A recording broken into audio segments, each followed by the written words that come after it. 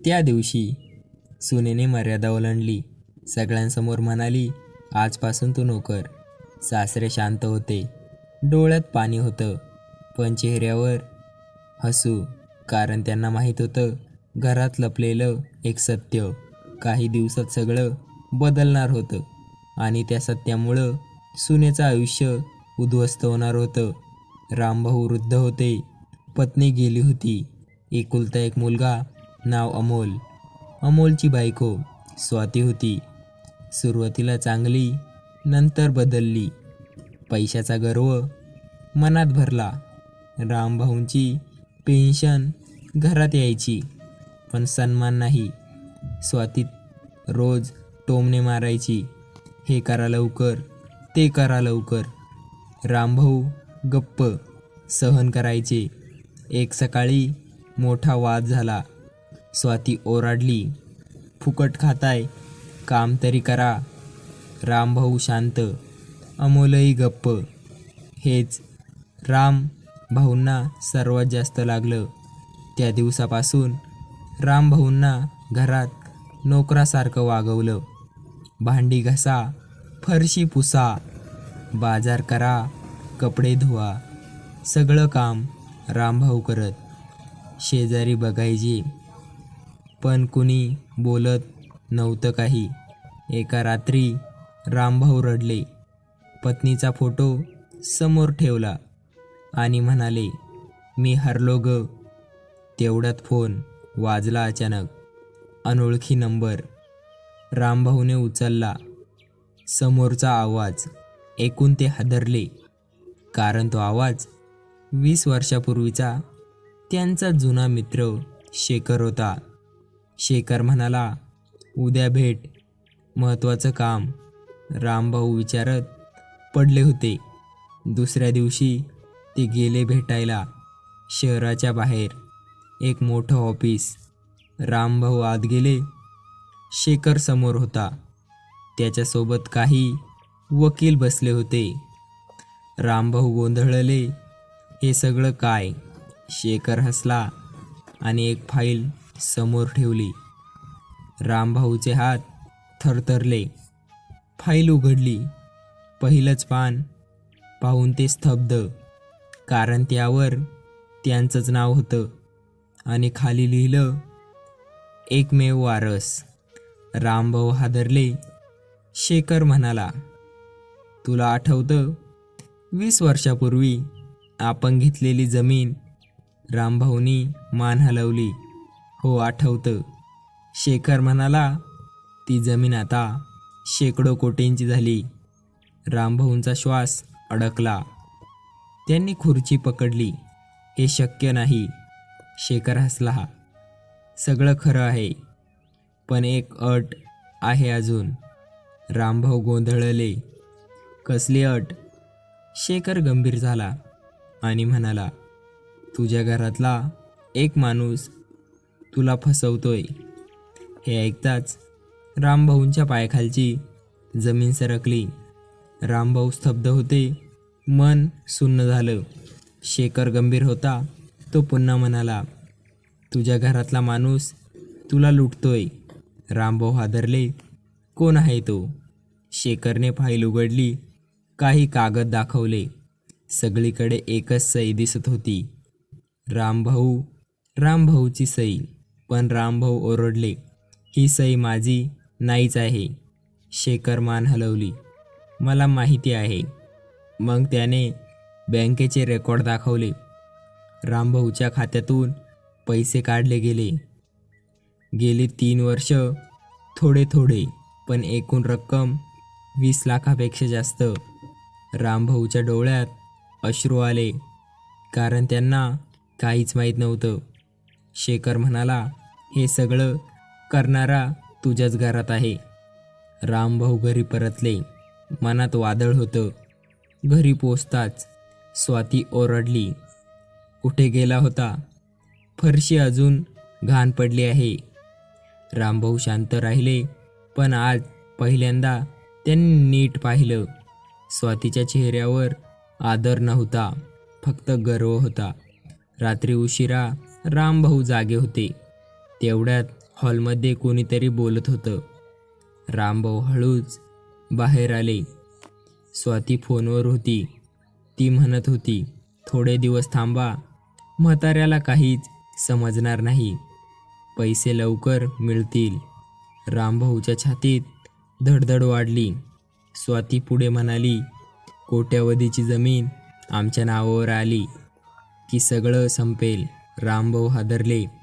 म्हणजे तिला जमिनीबद्दल माहिती होतं, पण कसं? दुसऱ्या दिवशी रामभाऊ बँकेत गेले. मॅनेजर जुना होता. त्याने सगळं सांगितलं.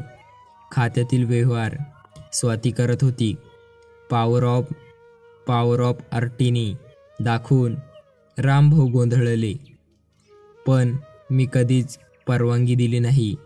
मॅनेजरने कागद दाखवला. रामभाऊच्या नावाची बनावट सही होती. आता सगळं स्पष्ट झालं होतं. रामभाऊ घरी आले, पण त्यांनी काहीच दाखवलं नाही. उलट आणखी शांत राहिले. स्वातीला वाटलं म्हातारा अजूनही मूर्ख आहे. काही दिवसांनी शेखरचा पुन्हा फोन आला. तो म्हणाला, उद्या वकील येणार, संपूर्ण मालमत्तेचं काम पूर्ण होईल. रामभाऊ मान हलवली. पण त्याच रात्री एक भयंकर घटना घडली. रामभाऊ झोपले होते. अचानक दरवाजा उघडला. कोणीतरी आत आलं. रामभाऊ जागे झाले, पण त्यांनी डोळे बंदच ठेवले. 2 सावल्या होत्या, एक स्वातीची, दुसरी अमोलची. रामभाऊचं हृदय तुटलं, कारण मुलगाही सामील होता. स्वाती कुजबुजली.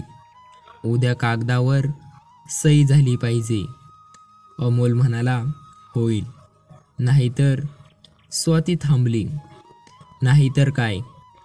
अमोल हळू बोलला, म्हाताऱ्याला वृद्धाश्रमात टाकू आपण. रामभाऊच्या डोळ्यातून अश्रू वाहू लागले, पण ते शांत पडून राहिले. दुसऱ्या दिवशी वकील आला. सगळे बसले. स्वाती खुश होती. अमोलही हसत होता. रामभाऊ शांत होते. वकील म्हणाला, ही मालमत्तेची कागदपत्र. स्वाती पुढं आली. तिने पेन उचलला, पण तेवढ्यात रामभाऊ उठले आणि म्हणाले, थांबा जरा. सगळे थबकले.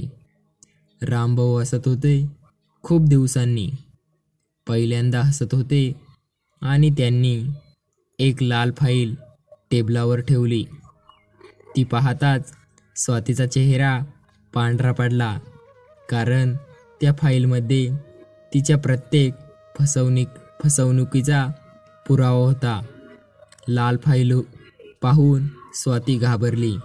अमोलही चकित झाला. रामभाऊ शांत होते. पहिल्यांदाच त्याच्या डोळ्यात आत्मविश्वास होता. वकील उठला. रामभाऊ म्हणाले, आधी हे बघा. फाईल उघडली. पहिला पुरावा बँकेचा होता. दुसरा पुरावा बनावट सहीचा.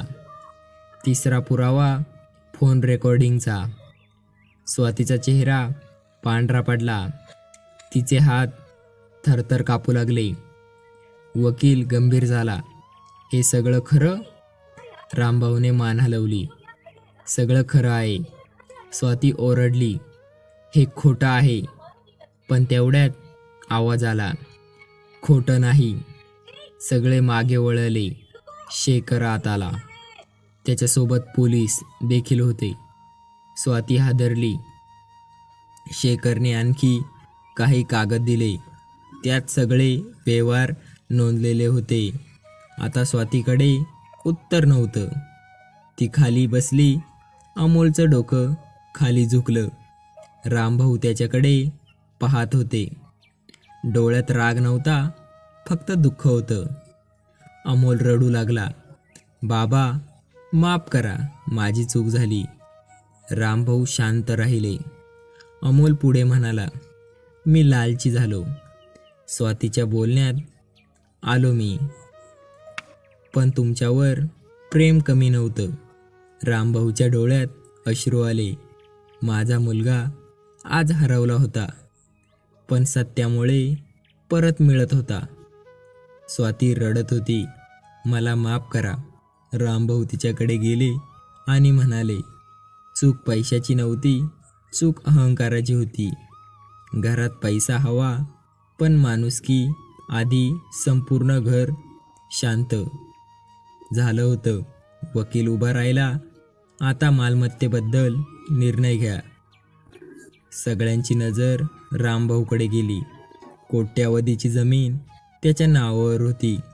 ते काही क्षण गप्प राहिले, मग हसले आणि म्हणाले, ही संपत्ती माझ्यासाठी नाही. मी जगलो साधं, पुढेही साधं जगणार. सगळे आश्चर्यचकित झाले.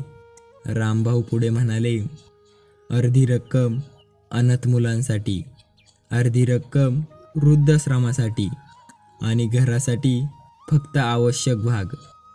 अमोल रडत होता. स्वातीही रडत होती. दोघेही पायाशी येऊन बसले. रामभाऊंनी त्यांना उचलून घेतलं. राग संपला होता, पण धडा मिळाला. काही दिवसांनी सगळं बदललं. रामभाऊंना पुन्हा सन्मान मिळाला. स्वाती बदलली होती. ती स्वतः त्यांची काळजी घ्यायची. अमोल रोज त्यांच्यासोबत बसायचा. घरात पुन्हा आनंद परतला. एक संध्याकाळी रामभाऊ अंगणात बसले होते. आकाशाकडे पाहत हसत होते. पत्नीचा फोटो हातात होता. ते हळूच म्हणाले, बघ, आपलं घर पुन्हा वाचलं. कारण पैशाने नाही, तर संस्कारांनी. आणि त्या दिवशी स्वातीने पहिल्यांदा रामभाऊच्या पाया पडून म्हटलं, बाबा, मला माफ करा. रामभाऊ हसले आणि म्हणाले, उशिरा का होईना, तुला नात्याची किंमत कळाली. माझ्यासाठी तेच सगळ्यात मोठं धन. बोध. अहंकार माणसाला आंधळ करतो, पण प्रेम आणि संस्कार कोणतंही घर पुन्हा उभं करू शकतं.